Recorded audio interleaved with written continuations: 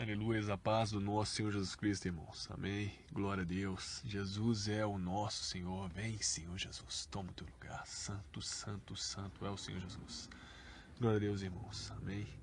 Continuando nosso propósito aí, os vencedores e o reino milenar. Amém. Arrependei-vos, pois o reino do Senhor está próximo. O reino dos céus está próximo. E o que é o reino, né? Essa foi a tônica, né, de João Batista.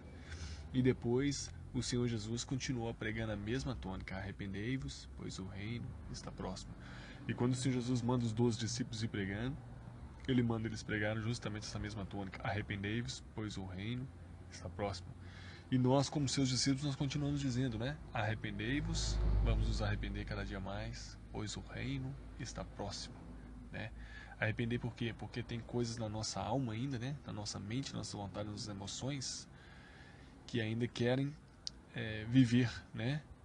É o velho homem. Eles querem respirar ainda. E o Senhor Jesus tem dito lá em Lucas 9, 23, né? Tome sua cruz dia após dia. Todo dia nós temos que tomar nossa cruz, né? Negar a nós mesmos, tome sua cruz dia após dia e negue-se a si mesmo. Então, conforme Jeremias diz, né? Lá em Jeremias capítulo 17, mais ou menos ali pelo versículo 9, ele vai falar: maldito o homem que confia em todo homem, né? Na força do seu próprio braço. Não que eu não tenha que confiar nos homens, eu tenho que confiar no sim ou não de cada um, sim, de fato. Mas ele está dizendo o seguinte: maldito o homem que espera algo do homem, aquilo que Deus pode fazer, eu vou esperar de homem algum, né? Porque a nossa natureza é corrompida. E nesse mesmo capítulo ele continua dizendo, né, que enganoso é o coração mais do que todas as coisas, extremamente corrupto, né? Extremamente corrupto. Quem o conhecerá? Então, não tem como nós conhecermos nós mesmos a fundo, porque se o Senhor liberasse Satanás para vir nos testar, né? E ele libera, né? Igual ele falou: Simão, Simão, Satanás vos pediu para peneirar e eu roguei por ti. Ou seja, o Senhor permitiu e ainda rogou por ele para que quando você tiver força, convertido, você ajudar os seus irmãos, né? Tá falando o seguinte, ó, o Espírito vai descer sobre sua vida depois, você vai ter entendimento, então fortalece nesse Espírito para você poder ajudar os seus irmãos. É verdade? Então assim tem que ser conosco, irmãos. O nosso velho homem, ele quer ressuscitar todo dia. Nós temos que crucificá-lo todo dia, fazê-lo calar, né? Nossos próprios desejos, vontades, ambições, que são próprios da semente do conhecimento do bem e do mal, que o próprio Satanás colocou dentro de nós, né? Então a nossa salvação é essa, o Espírito foi dado para nós. Se nós crermos no que o Senhor Jesus fez pela graça, nós recebemos o seu Espírito. Mas esse Espírito não pode ficar parado. Nós temos que ir nele dia após dia, tocar nesse Espírito e exercitar o nosso Espírito no Espírito do Senhor, né? Para que a nossa mente, vontade, emoção, a nossa alma, né? Ela possa ser trabalhada pela essa vida agora que está em nós, né? Então nós precisamos carregar o azeite nas vasilhas agora. Nós precisamos comprar esse azeite. Nós precisamos exercitar o nosso espírito, né? Para que as coisas tortuosas que estão na nossa mente, nas nossas vontades, nas nossas emoções, que estão aliançadas com o mundo ainda agora, elas possam ir morrendo dia após dia, né? Para dar vazão para o espírito trabalhar. Glória a Deus. Então isso é a nossa carne, né? Sendo crucificada, né? Nós vamos falar sobre a carne e a cruz, né? A carne e a cruz. Nós vamos citar o personagem ali de Pedro, não é verdade? Pedro, logo ali em Mateus 16, versículo 22 mais ou menos, né? O Senhor Jesus está discursando ali, falando que ele vai passar nas mãos dos saduceus ali, dos fariseus e tal, e que vai ser entregue nas mãos deles, que vai morrer, vai sofrer, padecer por eles, na mão deles, né? E aí Pedro fala o seguinte: que isso, Senhor? De forma nenhuma isso vai acontecer com você, com o Senhor, né? E o Senhor Jesus vira para ele e fala assim: arreda-te para trás, Satanás, né? Afasta Satanás, porque você não cogita nas coisas de Deus e sim nas coisas dos homens. Esse amor natural seu está sendo usado por Satanás, né? Pedro usando pelo seu próprio coração, né? Suas próprias vontades, emoções, né? Do seu próprio coração ali, ele estava indo por uma veia de um coração caído, né? Pelo qual Satanás usa, né? Então muitas vezes nós queremos usar o nosso bem natural, o lado bom da nossa alma, nós não percebemos que é o caminho que Satanás muitas vezes toma, né? para agir e nos prender. Então, Satanás estava falando pela boca de Pedro, né? E vale a pena nós ressaltarmos aqui com muita atenção, irmãos, que é o seguinte, que o Pai, Deus Pai, já havia revelado o próprio Cristo para Pedro antes disso aí. Nesse mesmo episódio, nos versículos anteriores, você vai ver que Jesus pergunta, pergunta para os discípulos, o que o povo diz que eu sou? Uns dizem que você é João Batista, outros dizem que é Elias, outros dizem que é um dos profetas e tal. Não, mas vocês, quem dizem que eu sou? Aí Pedro vira e fala, tu és o Cristo, o Filho do Deus vivo, né? E aí Jesus elogia, muito bem, Pedro, porque isso aí não veio de revelação humana, né? Não veio de carne nem sangue que te falou isso, mas sim o meu Pai que está no céu que te revelou essas coisas, né? Então nós vimos que o próprio Pai revelou Cristo para Pedro, né? Isso é muito importante. E aí, quando você vê Cristo, quando você vê Jesus, você toca na igreja. Então, pelo fato porque você toca no cabeça, ele vai te mostrar o corpo, né? Então, pelo fato de Pedro ter tocado em Cristo e visto Cristo espiritualmente, né? Porque o próprio Pai o permitiu isso, o que acontece? Em seguida, Jesus revela a igreja, né? O primeiro momento que você vê a palavra igreja é aí. Então, em seguida, a igreja é revelada. E aí, Jesus fala, olha, eu sou a rocha, né? Sou a rocha. E você é uma pedra. Então, eu como fundamento, né? E você como pedra viva, vocês vão sendo construídos em mim, né? E eu vou usar você, Pedro, né? O Senhor Jesus tomou Pedro, generalizou nós, né? Como Pedro ali, como pedras vivas que vão ser construídas sobre o fundamento que é Cristo, né? Que a igreja é construída sobre o Senhor Jesus, o firme fundamento, como Paulo vai dizer, né? Ninguém pode lançar outro fundamento a não ser o Senhor Jesus Cristo, né? Paulo fala sobre isso e fala assim, cada um que quer edificar, veja como edifica, com muita sabedoria, porque não pode lançar um outro fundamento a não ser o Senhor Jesus, né? Mas o que acontece? Então Pedro teve a revelação do cabeça e do corpo. O Pai revelou Cristo e Cristo revelou a igreja, mostrou a igreja. Então, mesmo uma pessoa ter visto Cristo e ter sido elencada como parte da igreja, como, vamos dizer assim, membro da igreja, ela ainda pode ser usada por Satanás, né? Então, nós só deixaremos de ser usados por Satanás se nós, dia após dia, crucificarmos nossas próprias opiniões, desejos, vontades, emoções, né? Mente, com base no que o Senhor Jesus Cristo vai nos apresentar e tem nos apresentado, né? Então, nós só podemos crucificar tudo isso, essa mente, vontade e emoção, com os passos do próprio Senhor Jesus e com as palavras do Senhor Jesus, com o caminho do Senhor Jesus. É Ele que é o caminho de cruz. Então a cruz, né, é esse caminho que vai nos mortificar, que vai nos matar e vai nos livrar do orgulho que existe na nossa alma, da semente do conhecimento do bem e do mal. Então, se nós não discernimos o caminho do Senhor Jesus, nós não estaremos no caminho de cruz.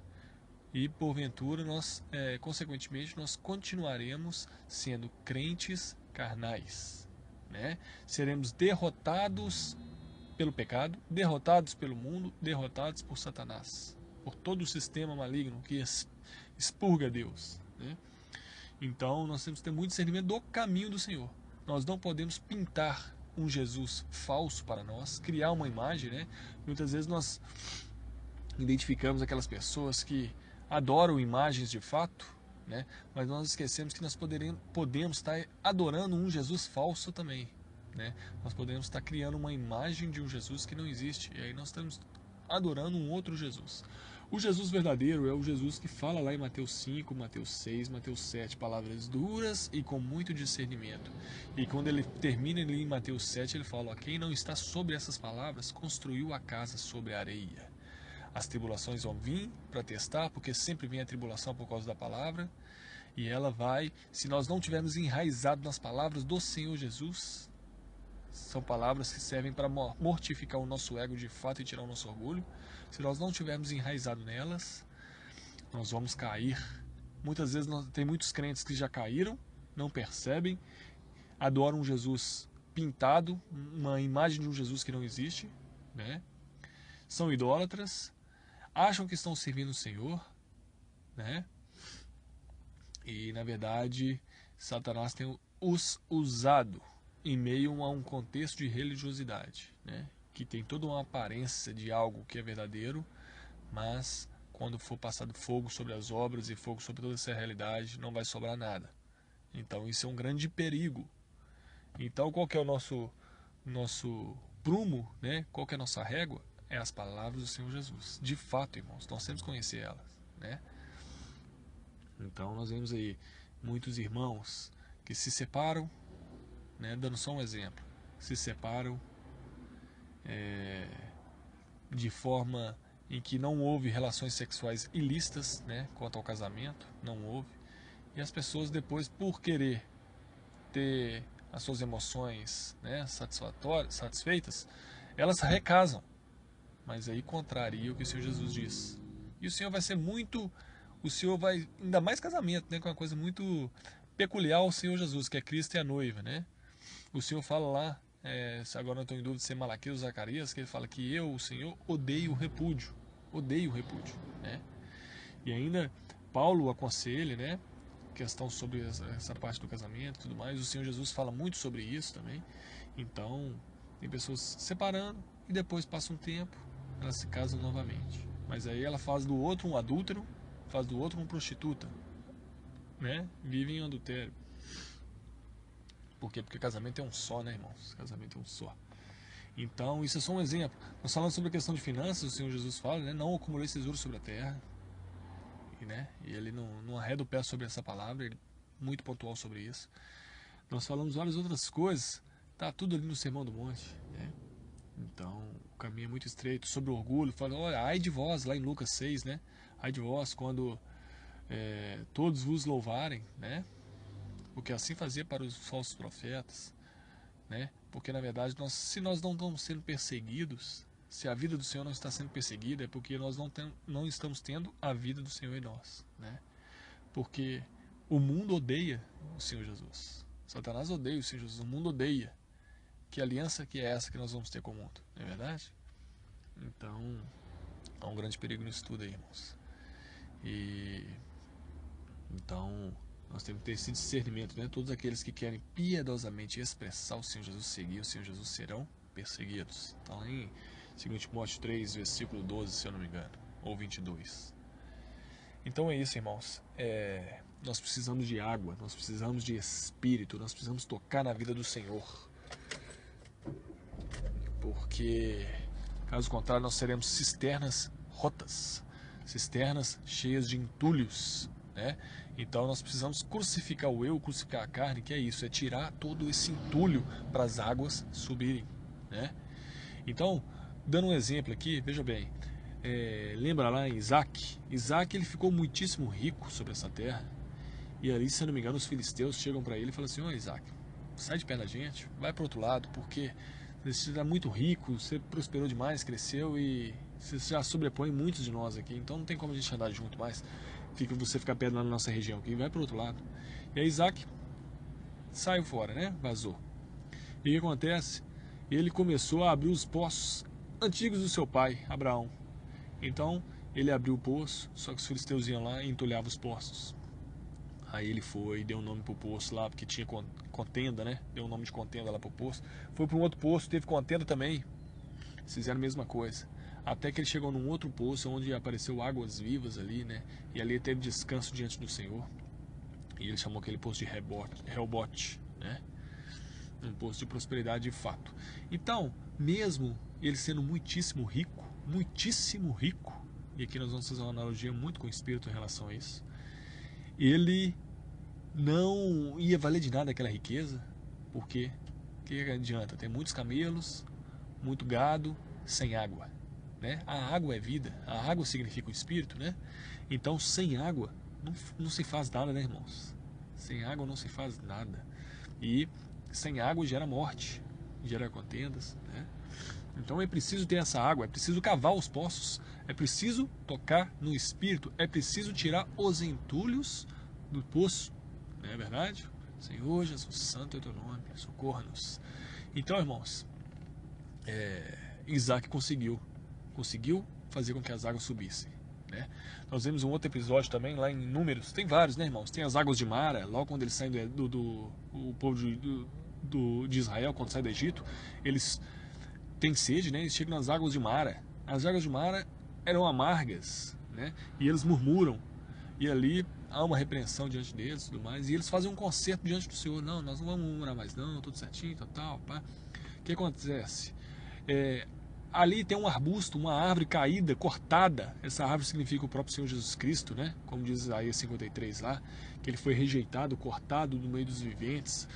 E o Deus Pai diz para Moisés o seguinte: pega esse arbusto e joga na água. E aí ele fez isso, né? Dizendo que o seguinte, mostrando que o próprio Senhor Jesus, ele morto, né? Ele cria situações de ressurreição para nos dar vida, e aí as águas se tornaram bebíveis. E não só isso, irmãos, depois que eles caminharam um pouco mais para frente, tinham 12 poços de águas limpas para cada tribo beber, né? E depois mais 70 palmeiras para eles se refrescarem debaixo. Então a provisão do Senhor é muito rica. O Espírito do Senhor que o Senhor tem nos dado, quando nós passamos pelo primeiro estágio, que nós aceitamos o Senhor Jesus Cristo, é muito rico. Pedro vai dizer, né, que todas as coisas nos foram dadas. Agora não lembro de qual versículo, tá, irmãos? Vocês podem procurar depois aí. Todas as coisas nos foram dadas por meio do seu Espírito. Tudo aquilo que nos conduz à vida e à piedade, tudo aquilo que nos conduz à vida de Deus mesmo, né? Não situações de morte, mas situações de vida que nós precisamos. E piedade significa expressar o Senhor. Então tudo nos foi colocado no nosso espírito, quando o Senhor deu o seu Espírito Santo para nós. A vida eterna, a vida não criada, né? Essa vida que vai de eternidade para eternidade, essa provisão rica já foi colocada no nosso espírito quando nós passamos pelo primeiro estágio da salvação, que nós cremos no Senhor Jesus Cristo como o único Senhor das nossas vidas. Então toda essa provisão foi colocada, essa água viva que jorra, está ali no nosso espírito. Mas, se a nossa alma, né, nossa mente, vontades e emoções, a nossa mente, onde nós tomamos decisões, se nós queremos continuar no nosso mundinho de poça, água podre, né, no nosso próprio coração caído, enganoso e corrupto, ou nós vamos ficar conosco mesmos, ou nós vamos esforçar para cavar a água que está no nosso espírito, pelo qual o Espírito do Senhor habita, né? 1 Coríntios 6,17, aquele que se une ao Senhor se torna um só espírito com ele. Então nós temos que cavar, nos esforçar, bater e abre-se-vos-á, né? Até fluir vida, né? Então nós temos que jejuar, orar, ler a palavra com oração. Senhor Jesus, se revele a mim, em mim, né? Não me deixe ser enganado, Senhor Deus. Mostra-me a tua palavra, a tua verdade, Senhor. Socorra-me, Senhor Jesus, invocar o teu nome, né? Cavar até tocarmos no Espírito do Senhor, para o Espírito do Senhor nos livrar de nós mesmos, né? Dessa cisterna rota, desses entulhos que estão em nós. Né? A palavra do semeador, lá em Mateus 13, lembra disso? A primeira semente caiu num solo que era muito duro, né? Que era o caminho ali, então ela não conseguiu penetrar, porque o solo era muito duro. E a segunda diz que caiu numa terra, mas essa terra tinha muitas pedras, tinha muito entulho, né? Tinha muita pedra e pouca terra. Então, se não tem muita terra, a raiz não consegue penetrar, a semente não consegue penetrar, não consegue morrer, não consegue estender suas raízes, e por sinal a água não vai reter a terra, porque não vai ficar ali água, não vai ter retenção do Espírito, porque tem pouca terra e muita pedra, então a água você escorre, vai embora, né? Então é necessário nós tirarmos essas pedras, os entulhos, amém, irmãos? E veja bem, lá em Números 21, né, logo no versículo 4, é falado sobre a serpente de bronze, né? Ali o que acontece? Veio as serpentes, elas... Quer ver? Vamos ler o texto aqui, ó. Então partiram do monte, Números 21, versículo 4. Então partiram do monte Or, pelo caminho do Mar Vermelho, para contornarem a terra de Edom. Mas o povo tornou-se impaciente no caminho. Esse aqui é o povo que está saindo do Egito, né, irmãos? Que está no deserto. O povo que saiu do Egito está no deserto. 5. Falaram contra Deus e contra Moisés, dizendo: por que nos fizeste subir do Egito para morrermos nesse deserto? Aqui não há pão nem água, e nossa alma detesta este miserável pão. Veja bem, eles estavam falando sobre o maná. O maná significa Cristo, irmãos. Eles foram restringidos a comer somente do maná, né? E hoje é justamente isso. Nós fomos restringidos a Cristo, né? A comer somente de Cristo, e não das abundâncias das carnes gordas que existe nesse mundo chamado Egito, né? Que é figurado com hoje o nosso mundo que nós vivemos. Não há mesmo mundo nem as coisas que o mundo há. Quem ama o mundo, o amor do Pai não está nele, né? 1 João capítulo 2, versículo 15.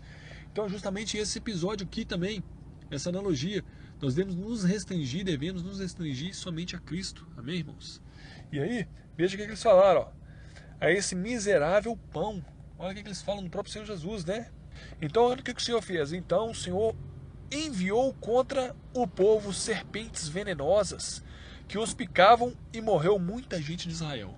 Aqui vale a pena citar o seguinte, né? Nós já vimos várias vezes, nos vários púlpitos aí, pessoas falando, olha, a época do maná acabou, agora você tem que se abundar das provisões do Senhor, você não deve ficar somente no maná, mas você tem que progredir, né? Nós não chegamos na Terra Prometida ainda, irmãos, né? Nós vamos chegar na Terra Prometida quando o Senhor estabeleceu o seu reino, de fato, né? Quando o Senhor estabeleceu o seu reino, os 1000 anos, o reino milenar, de fato, é onde o Senhor Jesus vai reinar, ele vai amarrar Satanás.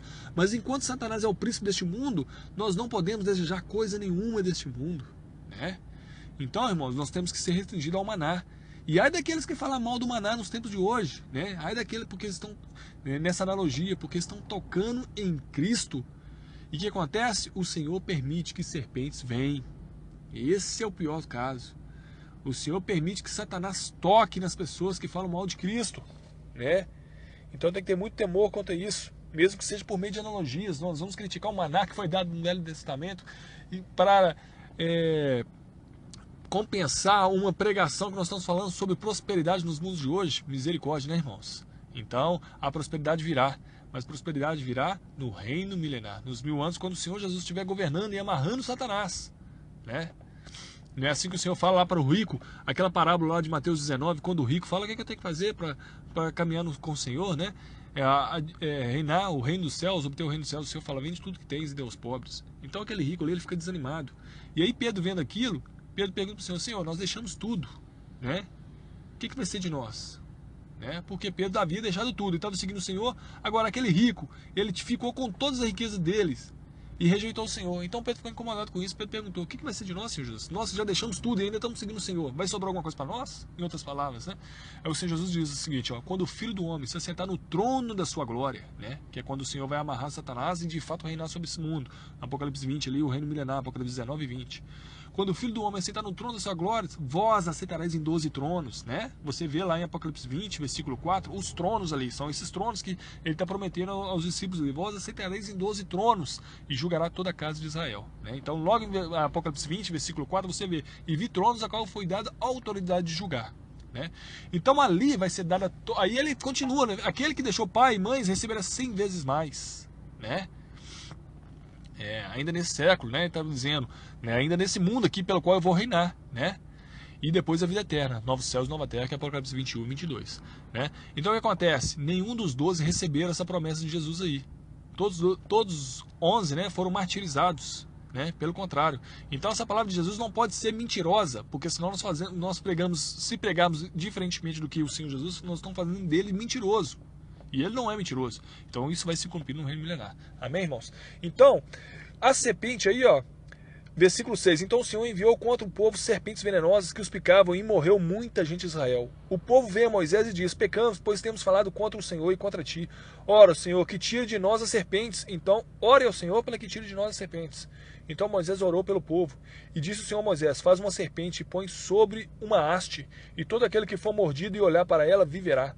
Moisés fez uma serpente de bronze e a pôs sobre uma haste. Então, quando alguém era mordido por alguma serpente e se olhava para a serpente de bronze, vivia. Hoje, irmão, nós somos todos mordidos pela serpente. Fomos. A serpente é Satanás, de fato. E se nós olharmos para a carne que foi crucificada, a serpente que foi crucificada na cruz, né, nessa haste aí, foi justamente uma cruz, né? Jesus fala isso. Agora, se eu não me engano, em João 6, João 7, não, João 3, né? João 3, justamente. João 3, versículo 15, por ali, 14. Vamos ler rapidamente lá. João.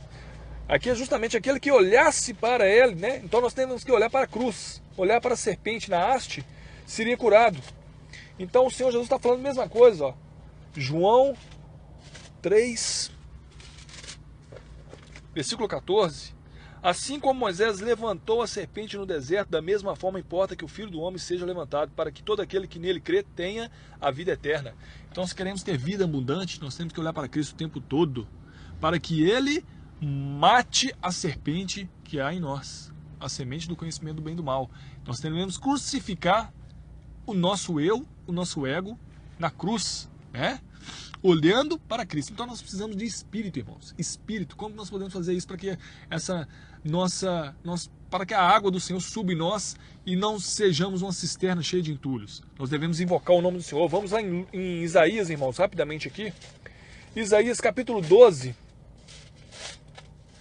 Isaías capítulo 12, versículo 3. Senhor Jesus, santo é o teu nome.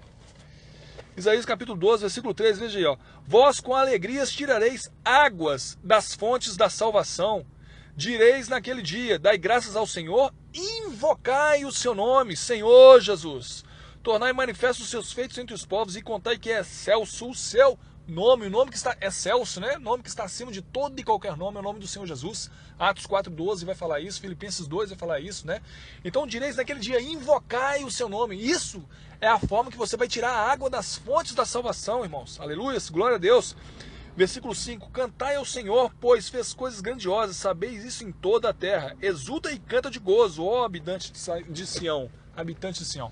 Então, irmãos, cantar, salmodiar, exaltar o nome do Senhor com cânticos espirituais, isso faz com que nós tiramos água das fontes da salvação. E invocar o nome do Senhor Jesus Cristo e colocá-lo acima de todo e qualquer nome. Senhor Jesus, socorra-nos. E com isso o Senhor vai nos dar discernimento do que nós temos que pedir perdão, né? Alinhar nossa vontade com o Senhor. E Ele vai nos dar instruções diretas, o que nós temos que fazer por meio da nossa consciência, limpar nossa consciência, né? Para podermos crucificar o nosso eu. Mas nós temos que ser sinceros para com o Senhor. Amém, irmãos? E o caminho é invocar o seu nome. Glória a Deus. Se o Senhor permitir, amanhã nós falaremos mais sobre Pedro e a cruz, né? E falaremos mais sobre Jacó também e a forma como o Senhor tratou com o seu ego, né? Vamos falar de algumas situações assim parecidas. Glória a Deus. Aleluias. Jesus é o nosso Senhor, irmãos.